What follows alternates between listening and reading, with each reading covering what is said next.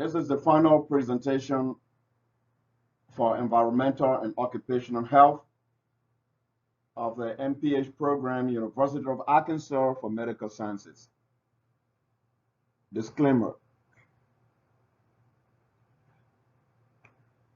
I will be presenting this slideshow as an employee of a catering company. However, this is a student presentation using a hypothetical scenario for educational purposes. I am a student at the University of Arkansas for Medical Sciences, UAMS, and not a representative of the agency named in this presentation. The information contained herein does not necessarily reflect the view of the agency that will be named.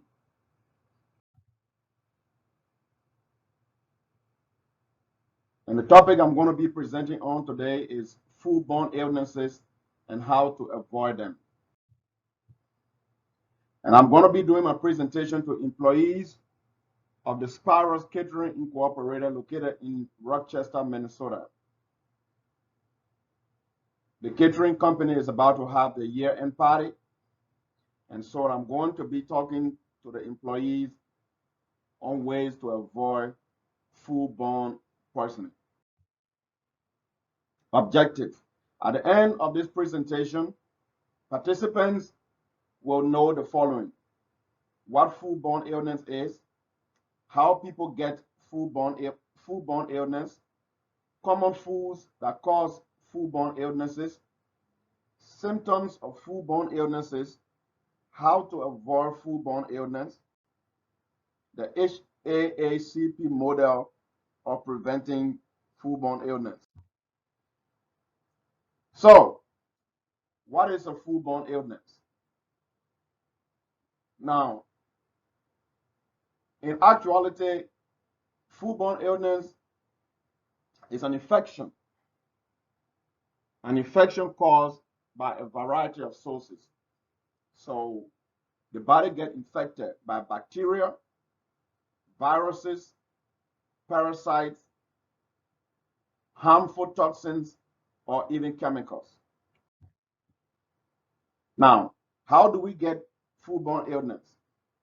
We get foodborne illness when we consume food that is contaminated.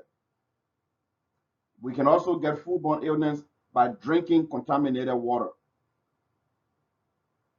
Foodborne illness is sometimes referred to as food poisoning. How do we get foodborne illnesses? Foodborne illness can also be acquired from recreational or drinking water. So recreational, such as swimming pool. So if you are swimming in the swimming pool and the water is contaminated, maybe with E. coli or other bacteria, someone has flu and they get in that water, we can also get sick from the water. Drinking water, if you drink a water that is contaminated with chemical or anything, bacteria, like I said, you can also get foodborne illness from such water. Person to person, someone who already has the foodborne illness and is sick, and that person touches something, if you touch it, you can also get sick from it. Most of the time, since we are talking about foodborne illnesses, so we will talk about the food that we can get foodborne illness from. So what are the common food that can get contaminated and that can make us sick? So mainly food that come from animal, like meat, poultry, eggs, milk that is not pasteurized properly, raw shellfish. Raw shellfish is one of the most common sources of foodborne poisoning. Other common foods include fruits and vegetables, fruit juices that are not properly pasteurized. And so if you have disease causing organism on the fruit and It is used to make juice. It can also, that juice can make people sick. Symptoms of foodborne illnesses. Diarrhea, that's one of the major ones. Vomiting. Sometimes it can be a combination of both diarrhea and vomiting. Most often lasting for 1 to 7 days. So if you have excessive diarrhea, vomiting that's going from 1 to 7 days, uh, it could be food poisoning. Abdominal cramps. You can also be nauseated, and that can lead to the vomiting. Fever, joint and back aches, and that's why sometimes people misname it as stomach flu because it shows some symptoms like the flu. Fatigue.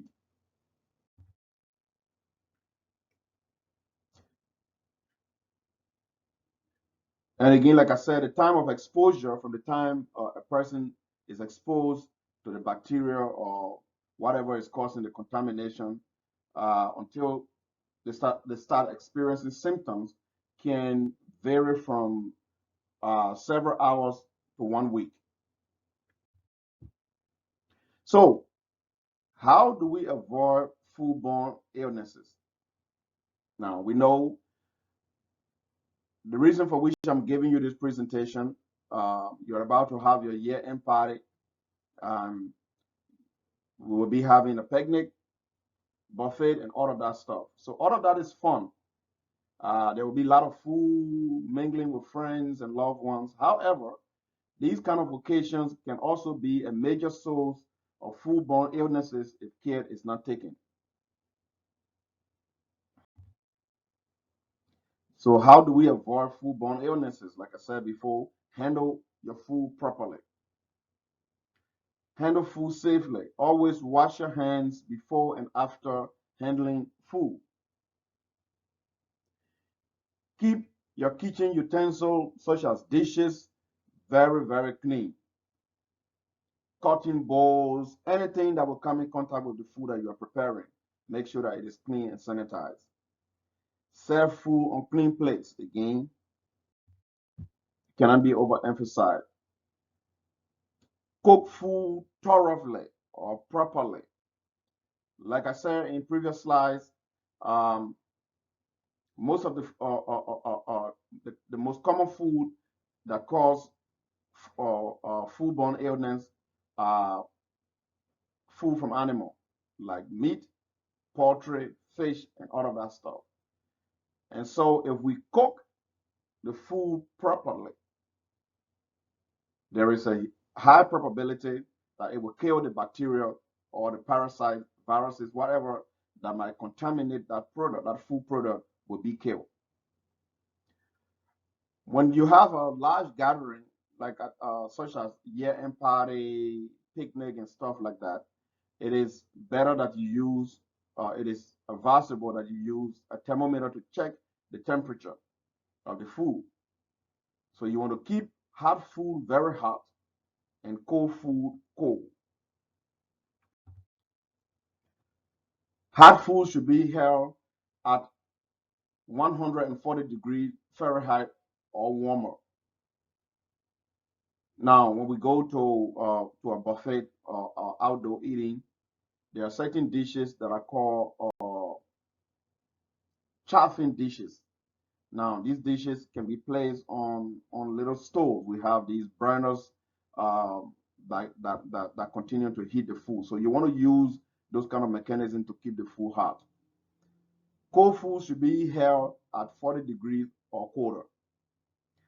And so if you are out there, you want to get like a big, some big container with ice in it, and then you can put your food, your cold food in little dishes and place them on that ice. If that is not available, you can keep them in the refrigerator and serve them gradually as needed.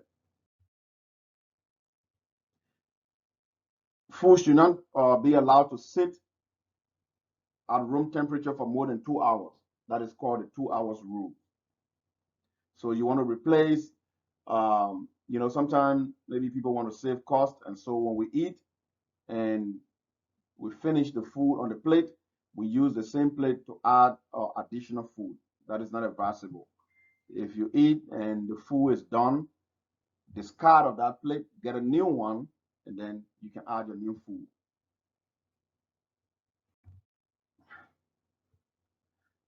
As you may know, this company has adopted what we call the HACCP model a while ago. And the HACCP model stands for Hazard Analysis Critical Control Point. Hazard Analysis Critical Control Point. This is being used by many institutions around the world to avoid uh, foodborne illnesses. And so, what is HACCP? What this is actually is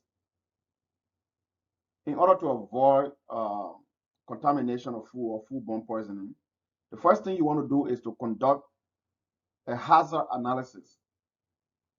Conducting a hazard analysis has to do with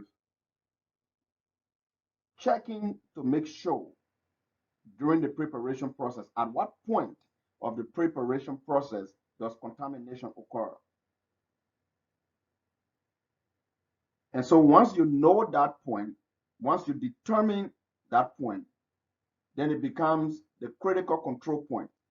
So let's say, like I said before, fruits. Um, fruit can get contaminated, fruits and vegetables, maybe just from the water that we use to wash them. So when you conduct your hazard analysis and you discover that, oh, it is the water that we are using to wash our fruit and vegetable that is causing the contamination. That washing, because the fruit goes through several processes, but when it comes to washing of the fruit or vegetable, that area becomes the critical control point. So now you want to control that area. Probably maybe you want to boil your water or you want to do something. So let's say at a party, maybe it could be just like what I said, people reusing their plates. That could be the critical control point. So once you discover that, then you tell everyone at the party, hey, don't reuse your plate. Whenever you are done with one plate, please get rid of it and get a new one. Or maybe there's an outside restroom and people are going to the bathroom and you discover that people are not washing their hands. So wherever or within from the time the food is prepared until it is consumed, when you do your analysis, wherever you discover that poses threat is your critical control points. So once you come to that, then you establish critical limits. So let's say the water. You say, okay, we want to make sure that we boil our water. So the lowest temperature would be 140 degrees, and the highest temperature would be 160 degrees. So you put in limits to avoid the problem. Establish monitoring procedures. So once you put limits in place, of course, you will monitor them to make sure that that those limits are abided by. Then you establish corrective actions. What do you do if you discover that the limits you put in place or the monitoring you put in place discover something? Establish verifications. It shouldn't just be one person. So somebody has to be there to verify the process. The last point in the HACCP model is to establish record keeping and documentation procedure. Anything you do, you want to make sure you document it. You want to make sure you keep good records.